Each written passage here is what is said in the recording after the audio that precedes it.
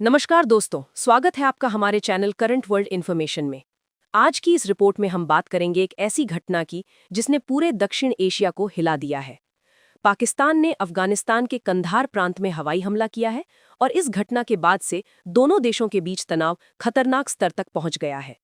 कंधार पर यह air strike सिर्फ एक सैन्य कार्रवाई नहीं है, इसके पीछे हैं कई परतें, कई सालों की कड़वाहट और भू राजनीतिक चालें जो अब खुलकर सामने आ रही हैं। सबसे पहले बात करते हैं इस हमले की। रिपोर्ट्स के मुताबिक बुधवार रात पाकिस्तान की वायुसेना ने कंधार के कुछ इलाकों पर मिसाइल और ड्रोन हमले किए। अफगान मीडिया और स्थानीय सूत्रों के मुताबिक इन हमलों में कई नागरिकों की मौत हुई है, जिनमें महिलाएं और बच्चे भी शामिल हैं। पाकिस्तान ने इस ऑपरेशन को काउंटर टेरर ऑपरेशन बताया है, जबकि अफगानिस्तान की तालिबान सरकार ने इसे संप्रभुता का उल्लंघन कहा है और कड़ी चेतावनी दी है कि अगर पाकिस्तान ने सीमा पार कोई और कदम उठाया तो जवाब दिया जाएगा। अब सवाल उठता है कि आखिर पाकिस्तान को ये कदम क्यों उठाना पड़ा। दरअसल पिछले कई महीनों से पाकिस्तान के खैबर पख्तूनख्वा और बलूचिस्तान इलाकों में आतंकवादी हमलों में लगातार बढ़ोतरी हुई है। पाकिस्तान का आरोप है कि इन हमलों के पीछे अफगानिस्तान से संचालित आतंकी संगठन, खास तौर पर तहरीक-ए-तालिबान पाकिस्तान यानी टीटीपी का हाथ है। पाकिस्तान का दावा है कि टीटीपी के नेता और सदस्य अफगानिस्तान के अंदर सुरक्षित ठिकाने बनाकर बैठे हैं और वहां से पाकिस्तान में घुसपैठ कर रहे हैं।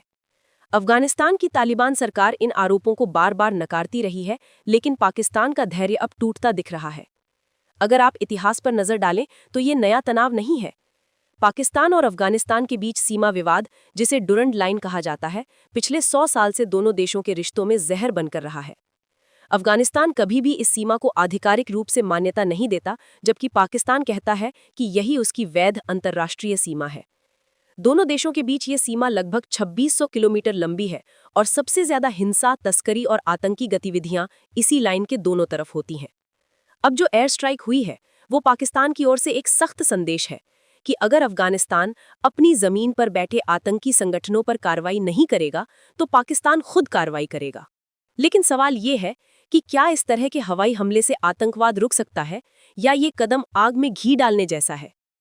अंतर्राष्ट्रीय स्तर पर इस घटना ने काफी हलचल मचाई है। संयुक्त राष्ट्र ने इस पर चिंता जताई है और दोनों देशों से संयम बरतने की अपील की है। अमेरिका ने कहा है कि वह स्थिति पर नजर रख रहा है और आतंकवाद से लड़ाई में सहयोग की जरूरत है, न कि नए युद्ध की।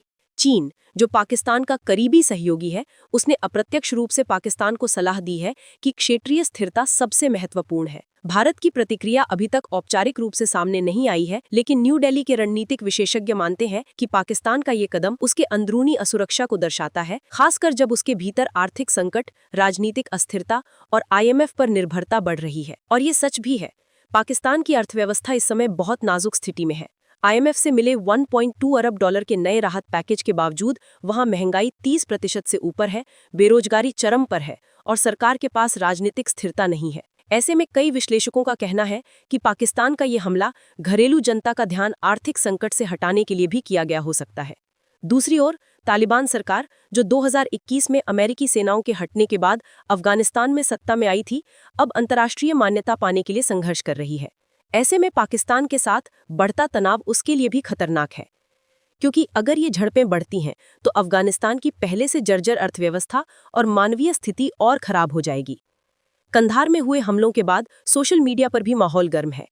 पाकिस्तान के कुछ पत्रकार और सोशल मीडिया एक्टिविस्ट्स ने इसे राष्ट्रीय सुरक्षा की जरूरत बताया है, जबकि अफगान यूजर्स ने पाकिस्तान को आक्रामक कहा है। दोनों देशों के लोगों के बीच नफरत और गुस्सा अब ऑनलाइन भी फैल रहा है। आपको याद होगा कि पिछले साल भी ऐसा ही एक छोटा हमला हुआ था।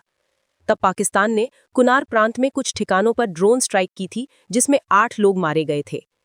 उस समय भी तालिबान ने कड़ा जवाब दिया था और सीमा पर कई दिनों तक गोलीबारी चली थी। अब बात करते हैं इस हमले की रणनीतिक पहलू की। पाकिस्तान की वायुसेना ने जिस इलाके को निशाना बनाया है, वो कंधार के दक्षिण पश्चिमी हिस्से में है, यानी वो इलाका जो तालिबान के लिए एक मजबूत गढ़ माना जाता है। सैन्य विश्लेषकों का मानना है कि पाकिस्तान ने एक बेहद कैलकुलेटेड स्ट्राइक की है, ताकि संदेश दिया जा सके, लेकिन पूर्ण युद्ध जैसी स्थिति ना बने। दूसरी ओर अफगानिस्तान के रक्षा मंत्रालय ने दावा किया है कि उनकी सेना ने सीमा पर कुछ पाकिस्तानी ड्रोन को गिराया है। अगर ये सच है तो ये साफ संकेत है कि मामला सिर्फ बयानबाजी तक सीमित नहीं रहेगा। अब सोचिए, 2 पड़ोसी देश, दोनों परमाणु शक्ति संपन्न, दोनों पहले से आर्थिक रूप से कमजोर और दोनों आंतरिक रूप से अस्थिर। अगर इनमें टकराव खुलकर युद्ध में बदल जाए तो पूरा दक्षिण एशिया उसकी आग में झुलस सकता है। भारत, ईरान, चीन, मध्य एशिया सब प्रभावित होंगे। अफगानिस्तान पहले ही 40 वर्षों से युद्ध झेल चुका है और वहां आम जनता अब और हिंसा नहीं चाहती। लेकिन सीमा पार की गोलियों और हवाई हमलों ने एक बार फिर उस भय को जगा दिया है कि शायद शांति अभी भी बहुत दूर है। कई अंतर्राष्ट्रीय मीडिया संस्थानों का कहना है कि पाकिस्तान की ये कार्रवाई उसके अपने अंदरूनी दबावों का परिणाम है। पिछले कुछ महीनों में पाकिस्तान में सेना और तालिबान के बीच खुफिया विवाद भी सामने आया है। सेना का मानना है कि तालिबान सरकार टीटीपी को रोकने में ईमानदार नहीं है। वहीं तालिबान का कहना है कि पाकिस्तान अपने हर मुद्दे के लिए हमें दोषी ठहराता है, जबकि उसे अपने अंदर के उग्रवादी संगठनों पर नियंत्रण करना चाहिए। यानी दोनों ही एक दूसरे पर जिम्मेदारी डाल रहे हैं और इस बीच सबसे ज्यादा कीमत आम जनता चुका रही है। अब इस सबके बीच अंतर्राष्ट्रीय कूटनीति भी सक्रिय हो रही है। चीन, जो पाकिस्तान का सबसे करीबी आर्थिक साझेदार है, उसके लिए ये स्थिति जटिल है, क्योंकि उसने हाल ही में अफगानिस्तान में निवेश शुरू किया है, खास तौर पर खनन परियोजनाओं में। अगर दोनों देशों के बीच टकराव बढ़ता है तो चीन की सुरक्षा और निवेश दोनों पर खतरा आ सकता है। इसी वजह से बीजिंग ने पाकिस्तान को संयम बरतने की सलाह दी है। दूसरी तरफ रूस भी क्षेत्रीय स्थिरता के लिए शांति की अपील कर रहा है। यूरोपीय संघ और संयुक्त राष्ट्र ने नागरिकों की सुरक्षा को सर्वोच्च प्राथमिकता देने की बात कही है। अब अगर हम इसे थोड़े व्यापक नजरिए से देखें तो ये सिर्फ पाकिस्तान अफगानिस्तान की कहानी नहीं है। ये दक्षिण एशिया की अस्थिरता की कहानी है। एक ऐसी अस्थिरता जो आतंकवाद, सीमाओं, धार्मिक उग्रवाद और राजनीतिक असंतुलन से बनी है। हर बार कोई देश दूसरे को दोष देता है, लेकिन समस्या जड़ से नहीं सुलझाई जाती। लोग मारे जाते हैं, सरकारें बयान देती हैं, फिर सब कुछ दिनों बाद शांत हो जाता है, जब तक कोई अगला हमला ना हो जाए। तो इसलिए आज जरूरत है गंभीर अंतर्राष्ट्रीय प्रयास की, जिसमें न सिर्फ पाकिस्तान और अफगानिस्तान बल्कि पूरा क्षेत्र शामिल हो। अगर इस बार भी बातचीत की जगह गोलियों ने ली तो ये युद्ध किसी एक देश का नहीं रहेगा और फिर ना पाकिस्तान बचेगा, ना अफगानिस्तान, सिर्फ राख बचेगी। तो दोस्तों, आज की इस रिपोर्ट में हमने देखा कि पाकिस्तान का कंधार में हवाई हमला सिर्फ एक घटना नहीं बल्कि एक संकेत है। संकेत कि इस क्षेत्र में शांति अभी भी बहुत दूर है। संकेत कि आतंकवाद और सीमा विवाद आज भी दक्षिण एशिया को जकड़े हुए हैं।